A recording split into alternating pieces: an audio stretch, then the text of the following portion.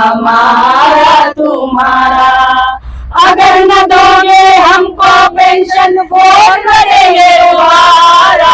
पुरानी पेंशन है अधिकार हमारा तुम्हारा, हमारा तुम्हारा। नमस्कार दोस्तों, पब्लिक लाइव प्रयागराज में आपका बहुत बहुत स्वागत है। बता दें कि आज हमारी मौजूदगी प्रयागराज जिले में, प्रयागराज जिले से आपको एक बड़ी खबर से रूबरू कराने जाए। बता दें कि जो शिक्षक समाज है वह पुरानी पेंशन बहाली को लेकर लगातार प्रदर्शन कर रहा है। इसके पहले लगभग कुछ दिन पहले रामलीला मैदान में आपने देखा ही होगा कि जहाँ से लगभग 4 से 5 लाख के तादाद में जो शिक्षक संघ था वो अपनी पेंशन बहाली को लेकर प्रदर्शन किया गया। लेकिन इसी दरमियान कई प्रयास किया गया, लेकिन आज जो यह शिक्षक संघ है कहीं ना कहीं सोशल मीडिया का सहारा लिया है। तो आइए, क्या इन लोगों की मांगे हैं, हम इन्हीं से जोड़ने का प्रयास करते हैं। मैं अपना परिचय दीजिए। मेरा नाम संगीता सिंह है और हम लोगों की मांग है ओपीएस। हमें सरकार एनपीएस दे रही है, लेकिन हमें एनपीएस नहीं ओपीएस चाहिए। और ओपीएस में अगर जो है विधायक, सांसद, जजों को ओपीएस दी जा रही है तो शिक्षकों को और राज्य कर्मचारियों को क्यों नहीं दी जा रही है? ओल्ड पेंशन इन्होंने खत्म कर दिया, इसके बाद सैनिकों की इन्होंने नौकरी छीन ली। अग्निपथ इन्होंने दिया है ना, अग्निवीर बनाया। अग्निवीर का क्या मतलब है? 4 साल के लिए बनाया है, 4 साल बाद वो सड़क पे आ जाएंगे। जब उनकी उम्र नहीं रह जाएगी कुछ करने की, या तो उनको परमानेंट करें। तो इन्होंने ये भी नहीं कहा कि मैं उनको परमानेंट करूंगा। तो अग्निवीर हो, सैनिक हो या अध्यापक हो, कर्मचारी हो, कोई भी हो, सभी जो है इस समाज में रहते हैं और सभी कहीं न कहीं से सरकार से पूरी तरह से जुड़े हुए हैं। तो सरकार को चाहिए कि अगर वो ओल्ड पेंशन ले रहे हैं, सांसद विधायक ले रहे हैं, तो ये लोग क्यों ना लें। सब हम लोगों की सबसे बड़ी मांग यही है कि इनको भी ओपीएस मिलना चाहिए। हम ओपीएस के लिए लड़ रहे हैं और लड़ते रहेंगे। हम सरकार का विरोध कहीं से नहीं कर रहे हैं, लेकिन हम सरकार से अपनी मांग रख रहे हैं कि वो हमारे लिए भी सोचें। हम उनका हर काम करते हैं, उनका चुनाव हो या कोई भी कोविड हो, आपदा प्रबंधन, कोई भी चीज सरकारी होती है, बढ़ चढ़ के सरकारी कर्मचारियों को, वो शिक्षक हो, वो चिकित्सालय से हो या जिससे भी हो, सबको वो लगा देते हैं। सब लोग अपना जो है काम निस्वार्थ भाव से करते हैं। तो सरकार को भी तो हम लोगों के लिए कुछ सोचना चाहिए। इसलिए हम लोगों की मांग है ओल्ड पेंशन। तो सरकार की ऐसी क्या मजबूरी है कि जो इस पुरानी पेंशन को बंद कर दिया है? सरकार की कोई मजबूरी नहीं है। सरकार कह रहा है कि मैं आर्थिक दबाव में आ जाऊंगा, मुझे इतना नुकसान होगा, ऐसा कुछ नहीं है। लेकिन पहले भी तो सरकारें थी और सरकार देती थी, ठीक है। उनको ये कहना है कि आरबीआई कह रहा है बोझ हो जाएगा। आरबीआई भी वही कहती है जिस हिसाब से सरकार चलती है। आरबीआई अगर ये कह रहा है कि बोझ तले दब जाएंगे, तो पहले आरबीआई कहाँ था? आरबीआई पहले नहीं था, पहले भी तो भाई आरबीआई से ही हम करते थे ना। तो इसलिए हम चाहेंगे आरबीआई की दिक्कत हो या सरकार की भी हो, लेकिन हमारे बुढ़ापे का जो सहारा है वो हमें चाहिए। कल को ऐसा ना हो कि हम लोग रिटायर हो, हमारे बच्चे हमको घर से निकाल दें, तो हम अनाथ आश्रय जाने के लिए भी उसका न रह जाए, वृद्धाश्रम जाने के लिए भी हमारे पास कुछ ना हो। भाई वृद्धाश्रम में भी कुछ न कुछ आप देंगे तभी आपको लिया जाएगा। ऐसे लोग सड़क चलते लोगों को नहीं बैठा लेते हैं। तो हमको ओपीएस चाहिए अपने बुढ़ापे के बाद।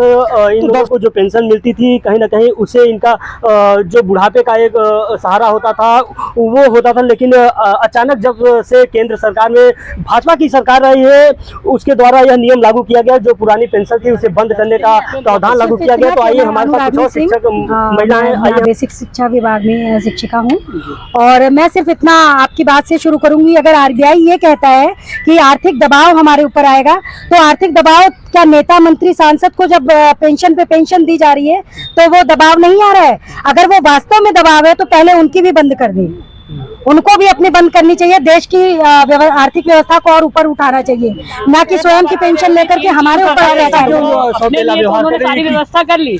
बड़े से बड़े चीजें में थपथपा के हो जाती हैं, और हमारे लिए जो हम लोग सड़क पर लड़ रहे हैं उसके लिए कोई ध्यान नहीं दिया जा रहा। ठीक है, एक समय हमारी अर्थव्यवस्था कमजोर थी तो हम लोगों ने भी इतने दिन इस लड़ाई को नहीं लड़ा, लेकिन आज हम एक विश्व की ताकत हैं, इतनी बड़ी हमारी अर्थव्यवस्था है, तब तो सरकार हम पर ध्यान दे सकती है। ये हमारा अनुरोध है। और एक अनुरोध और भी है कि वो हमारे 2004 बैच के लिए यूपी सरकार से अनुरोध है कि वो मेमोरेंडम जारी करे, जिससे वो 46,000 शिक्षक कर्मचारी जो कि इसमें फंसे हुए हैं, केंद्र ने ये चीज कर दिया है, केवल हमारी सरकार को करना। अगर वो ये मेमोरेंडम जारी कर देगी तो हम लोग पेंशन से आच्छादित हो जाएंगे और सरकार के हमेशा ऋणी रहेंगे। कहीं जो शिक्षक समाज है लगातार तमाम इसे कई काम में भी सरकार प्रयोग में लाती है।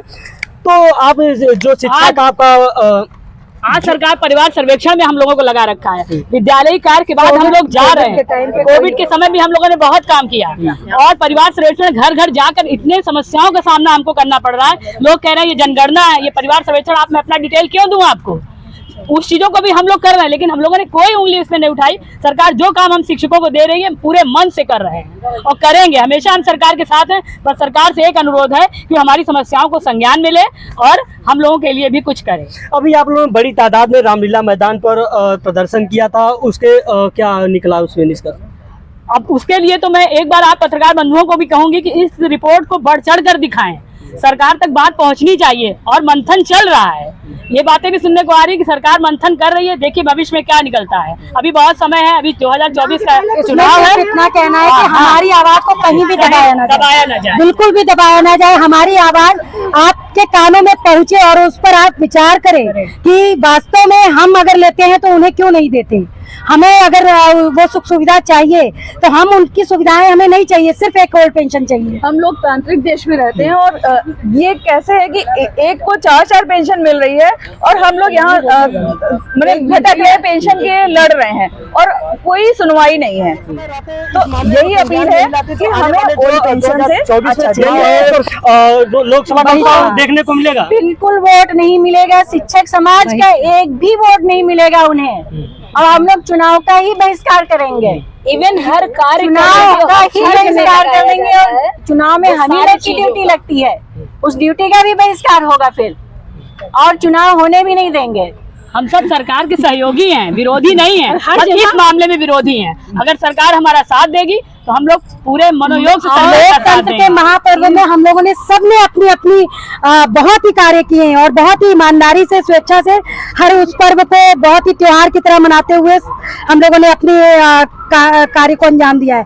लेकिन 2024 में वो समझ जाएं कि वो कैसे कार्य लेंगे, किससे कार्य लेंगे और क्या कार्य लेंगे, क्योंकि अगर वो नहीं सोचेंगे इस विषय पे तो हम भी सोचने पे मजबूर हो जाएंगे। जब उन्होंने संविधान बनाया, इस देश का संविधान जब बना तो उसमें साफ साफ ये था कि सबको समान अधिकार मिलेंगे। तो जहां इन्होंने एनपीएस और ओपीएस डिवाइड कर दिया, समानता कहाँ गई? फिर एक समानता तो खत्म हो गई तुरंत। और हम लोग बुढ़ापे में पेंशन मांग रहे हैं और ये लोग ओल्ड एज नहीं होते हैं, इनकी यंग एज ही रहती है, इनको पेंशन मिलनी शुरू हो जाती है। जबकि ये अच्छे से कुछ भी जॉब कर सकते हैं, काम कर सकते हैं, कमा खा सकते हैं, इसके बावजूद इनको अच्छी पेंशन मिलती है और हम लोग बुढ़ापे में मांग रहे हैं, वो नहीं देना चाह रहे हैं। बताइए। और अब तो यानी हमारे ही टैक्स तो मिल रहा है उन्हें। जो भी जॉब वाले हैं, सरकारी नौकरी वाले हैं, वो जितना टैक्स भरते हैं, व्यापारी लोग हैं टैक्स भरते हैं, उसी टैक्स से तो उनको मिल रही है ओपीएस। हम ये कहना चाहेंगे जिसमें मिल रही है ना, तो अपनी जेब से हमें नहीं ओपीएस दे रहे हैं, उतनी फैसिलिटीज टीचर्स को उनकी जेब से हम नहीं मांग रहे हैं। ये देख सकते हैं जो शिक्षक है आज प्रदर्शन कर रहे हैं, उनके हाथों में लिखित तख्ती लिए और लिखे हैं शौक नहीं मजबूरी है, बुढ़ापे में पेंशन जरूरी है। शौक नहीं मजबूरी है, कहीं ना कहीं जरूरी है।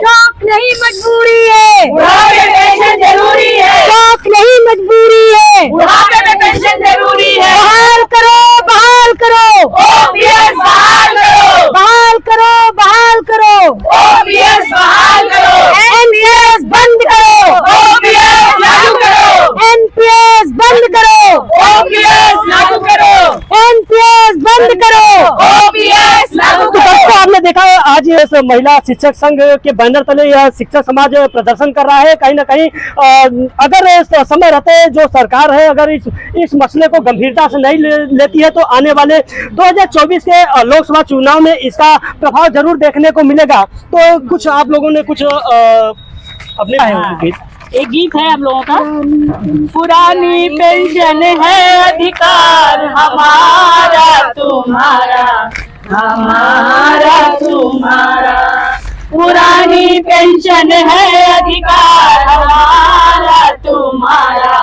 हमारा तुम्हारा, अगर न दोगे हमको पेंशन वोट करेंगे तुम्हारा, पुरानी पेंशन है अधिकार हमारा तुम्हारा, हमारा तुम्हारा, जब से हुए पेंशन भी हम सारे हो,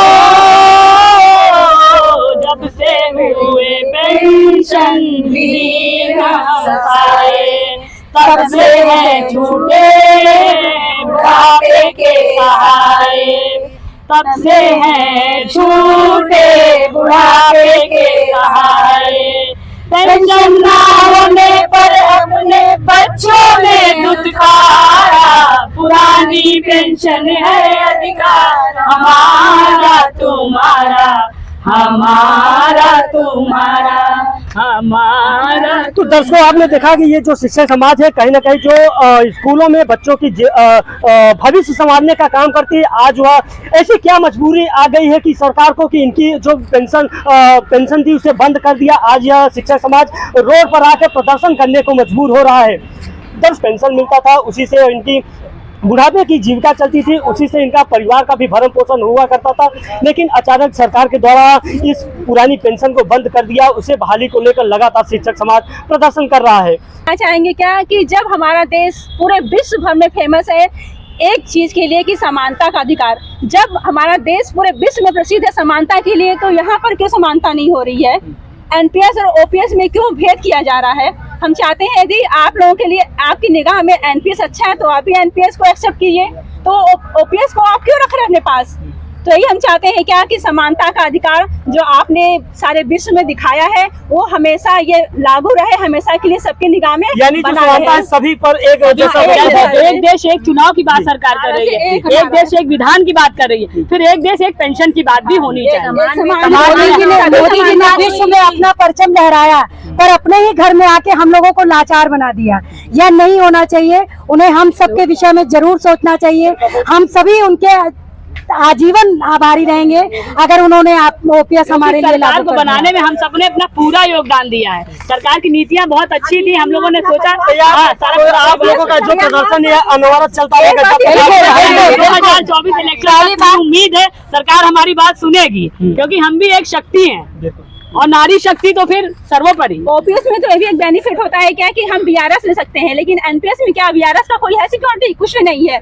बिल्कुल कह सकते हैं कि एक तरफ से अपाहिज कर देगा ये, तो इसमें कोई बेनिफिट नहीं है। जहाँ एनपीएस में अर्थव्यवस्था की बात कर रहे हैं कि अर्थव्यवस्था हमारी चरमरा जाएगी, तो उसके लिए हम लोग बताएं कि हमारा शिक्षक समाज जो है जितने भी कार्य हो रहे हैं, चाहे बाल गणना, चाहे परिवार गणना, परिवार सर्वेक्षण जो हुआ है, इसके लिए इनको संविदा पे कर्मचारियों को रखना पड़ता था, जो कि सारे टीचर्स हम लोगों ने अपनी ही तनख्वाह में पूरा परिवार सर्वेक्षण किया। कोविड में ड्यूटी लगाते इनको संविदा पे इनको देना पड़ता पैसा, वो भी काम हम लोगों ने अपनी तनख्वाह में किया। तो ये कैसी अर्थव्यवस्था है? हम लोग तो इनकी अर्थव्यवस्था मजबूत कर रहे हैं और ये हमारी अर्थव्यवस्था को कमजोर कर रहे हैं। जब तो हमारी ओल्ड पेंशन मिलती है हाँ, तब अर्थव्यवस्था कमजोर नहीं रहती है।